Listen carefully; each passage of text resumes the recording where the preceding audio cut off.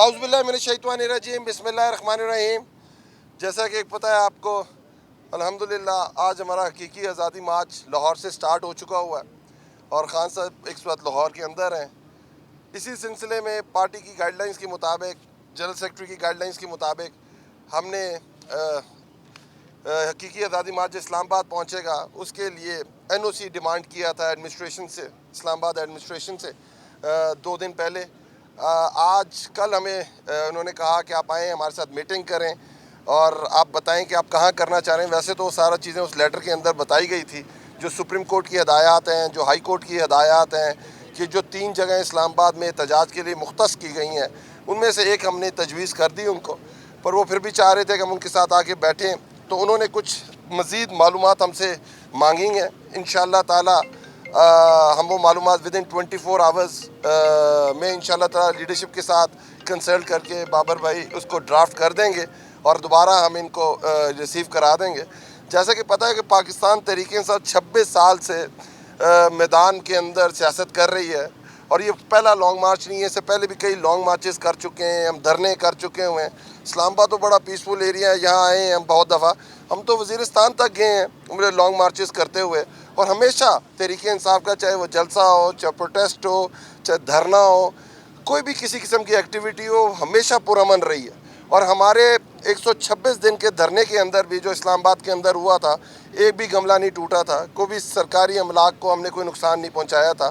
اگر آپ دوسری طرف دیکھیں پاکستان کے اندر جو باقی دھرنے یا سو کال پروٹیسٹ ہوئے وہ کتنے وائلنٹ ہوتے تھے, پر تحریک انصاف نے آ کے یہ نئی روایت ڈالی ہے جمہوریت کے اندر, پاکستان کی سیاست کے اندر.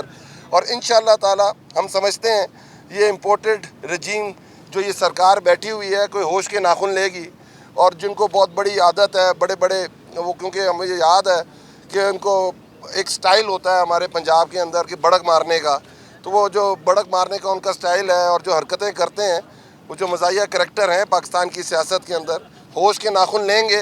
اور یہ این او سی میرا خیال ہے ہمیں اگلے 24 آورز یا 48 آورز کے اندر مل جانی چاہیے, کیونکہ یہ ہمارا جمہوری حق ہے. جمہوری روایات کے اندر پروٹیسٹ کرنا, دھرنا دینا, لانگ مارچ کرنا, احتجاج کرنا ایک پارٹ آف ڈیموکریسی ہے, پارٹ آف جمہوریت ہے. تو انشاءاللہ تعالی ہمارا مارچ پرامن ہوگا. ہمارا مارچ انشاءاللہ تعالی جس طرح پہلے مارچز تھے ہمارے پرامن رہیں گے. ہمارا سمپل مطالبہ ہے, اگر آج آپ مان جائیں تو ہمیں لانگ مارچ کرنے کی ضرورت ہی نہیں پڑے گی, الیکشن ڈے کال کر دیں. پر چلیں دیکھتے ہیں انشاءاللہ تعالی. بابر بھائی. تھینک یو علی. اسلام آباد کی جو ایڈمنسٹریشن ہے اور امپورٹڈ گورنمنٹ کے نیچے ہے, اس کو ہم نے آج میٹنگ کے دوران اپنے مارچ کے حوالے سے جو سپریم کورٹ آف پاکستان کی ججمنٹ ہے اس کی کاپی دی ہے. اس ججمنٹ کے 2 فریق تھے. پہلا فریق ہم تھے, ہم 100% پرامن رہے. دوسرا فریق امپورٹڈ گورنمنٹ تھی, سائفر اور سازش زدہ, وہ تشدد پہ اتر آئی. اس کے باوجود جب پاکستان تحریک انصاف نے یہ محسوس کیا اور چیئرمین عمران خان نے یہ محسوس کیا کہ یہ کوئی خون کی ہولی کھیلنے پہ اترے ہوئے ہیں, تو انہوں نے دوسری دفعہ, آپ کو یاد ہے کہ انہوں نے 126 روزہ دھرنا بھی ایک بڑے سانحے کے بعد کہ قوم کو مزید امتحان میں نہ ڈالا جائے انہوں نے کال آف کیا تھا.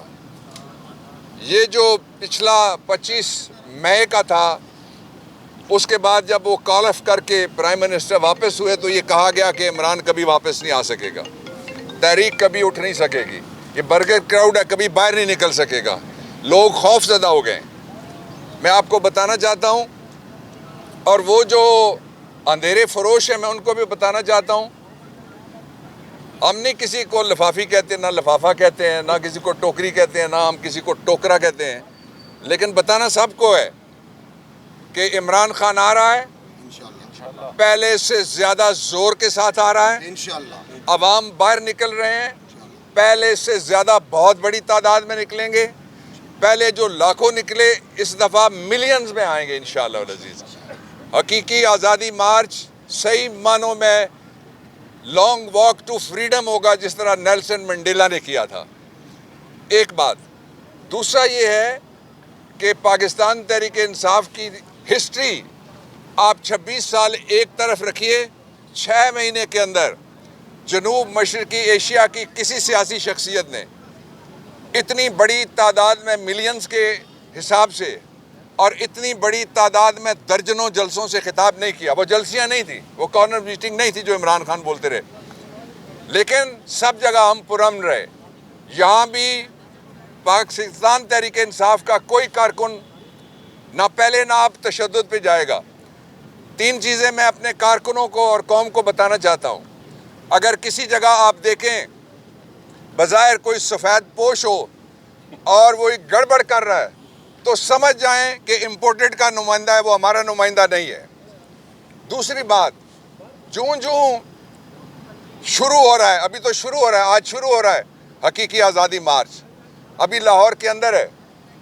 جب وہاں سے نکلے گا تو Imran Khan G T road کے ایسٹ میں بھی جائیں گے علاقوں میں اور ویسٹ میں بھی جائیں گے علاقوں میں. یہ ہم کوئی لانگ ڈرائیو نہیں کر رہے جو نواز شریف نے کی تھی ایک اپنے سیاسی جج کی بحالی کے لیے, اور جس کی وجہ سے سارے برگر لاہور میں ختم ہو گئے تھے. یہ ہے صحیح معنوں میں حقیقی آزادی March.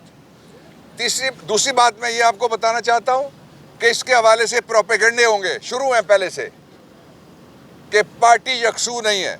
Let me make this very clear, 100% clear. اور پوری میں آپ کو یہ میں تفصیل بتانا چاہتا تھا, لیکن میں ایک جملے میں تفصیل رکھتا ہوں کہ پاکستان تحریک انصاف, اس کے ورکرز, اس کے سپورٹرز اور قوم, ان کا ایجنڈا وہ ہے جو عمران خان کا ایجنڈا ہے, ان کا فیصلہ وہ ہے جو عمران خان کا فیصلہ ہے. باقی اگر کوئی سیاسی خودکشی کسی نے کی تو آپ دیکھ لیں, 20 پہلے گئے تھے کے پی میں سے, 20 پھر گئے پنجاب میں سے, 6 سیٹوں پہ الیکشن ہوا, کتنے واپس آ سکے. اس لیے پاکستان تحریک انصاف کے سارے لوگ, اس کے سپورٹرز بھی, ہمدرد بھی, اور پاکستان کے عوام ایک پیج پہ ہیں. دوسری طرف چند خوف زدہ چہرے ہیں, چند اتری ہوئی شکلیں ہیں, چند پریشان حال امپورٹڈ رجیم کے کارندے ہیں. وہ سارے کے سارے صرف 7.5 کلومیٹر کے علاقے میں بند ہیں, اور اس میں سے بھی وہ جو ریڈ زون ہے اس کے اندر بند ہے. وہ ان میں سے کوئی فیض آباد کراس نہیں کر سکتا, ان میں سے کوئی اٹک کا پل کراس نہیں کر سکتا, ان میں سے کوئی پھلگراں والا پل کراس کر کے مری میں داخل نہیں ہو سکتا. آپ اگر اس کو زندگی کہتے ہیں آزادی کے بغیر, تو ہم اس کو غلامی کہیں گے, جس طرح کی غلامی میں آپ جتے ہوئے ہیں. اس میں سے نکلنے کا ایک ہی راستہ ہے. راستہ کیا ہے؟ وہی راستہ جس کے بارے میں عمران خان نے کل اپنے انٹرویو میں کہا ہے کہ صدر ہاؤس کے اندر بھی جو گفتگو ہوئی اس میں بھی ہمارا وہی مطالبہ تھا. آج ایڈمنسٹریشن کے ساتھ گفتگو کے بعد پھر تحریک انصاف کا یہی مطالبہ ہے کہ نئے الیکشن کے علاوہ کوئی دوسری صورت ہمیں کسی صورت میں قبول نہیں ہے. غلط فہمی اگر کسی کو ہے تو وہ دور کر لے. تیسری بات جو بہت امپورٹنٹ ہے, میں آپ کو بتانا چاہتا ہوں, وہ بات یہ ہے کہ اس وقت پاکستان معاشی طور پہ وہاں پہنچ گیا ہے جہاں عام آدمی کا کیا, خاص لوگوں کا بھی, جو مڈل کلاس میں سے بھی اپر مڈل کلاس میں چلے گئے تھے, ان کا گزارا بھی مشکل ہو گیا. اور اگر اس وقت آپ دیکھیں کہ ہمیں کون سی طاقت ہے, وہ آئی ایم ایف نہیں ہے, میں کہتا ہوں وہ ورلڈ بینک بھی نہیں ہے, وہ کوئی اور ادارہ نہیں ہے. وہ صرف ایک طاقت ہے جو پاکستان کو اس وقت سری لنکا بننے سے روک رہی ہے. اس طاقت کا نام ہے عمران خان اور اس کی پارٹی پاکستان تحریک انصاف اور اس کے ہمدرد اور اس کے سپورٹرز. 2 آخری باتیں, ہم امن کے ساتھ آئیں گے, کوئی حملہ نہیں ہو رہا, کوئی جنگ نہیں ہو رہی, کوئی لڑائی نہیں ہو رہی. میں خراج تحسین پیش کرنا چاہتا ہوں اس شہر کے لوگوں کو اور پاکستان کے لوگوں کو. کل ارشد شریف شہید کے جنازے میں انہوں نے خوف کا بت توڑ دیا.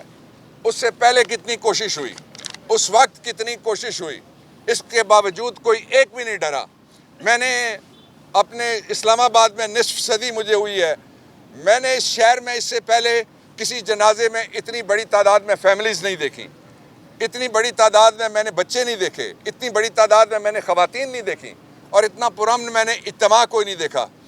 اس سے بڑا اجتماع, اس سے بہت بڑا اجتماع انشاءاللہ العزیز، وہ سارے خواتین و حضرات جو وہاں تھے اور وہ جو کل نہیں پہنچ سکیں گے، وہ اس شہر سے نکلیں گے، پٹھوار سے نکلیں گے، سارے صوبوں سے نکلیں گے انشاءاللہ العزیز، اور عوام کے سمندر کے سامنے کوئی نہیں ٹھہر سکتا۔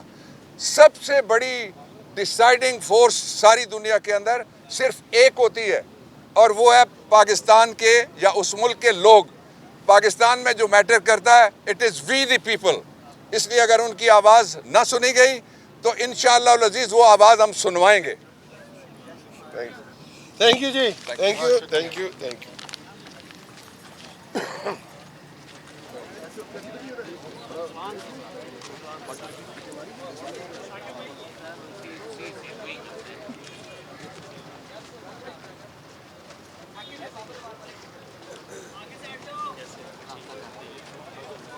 ہاں چلتے اندر یار، رابطہ کیا؟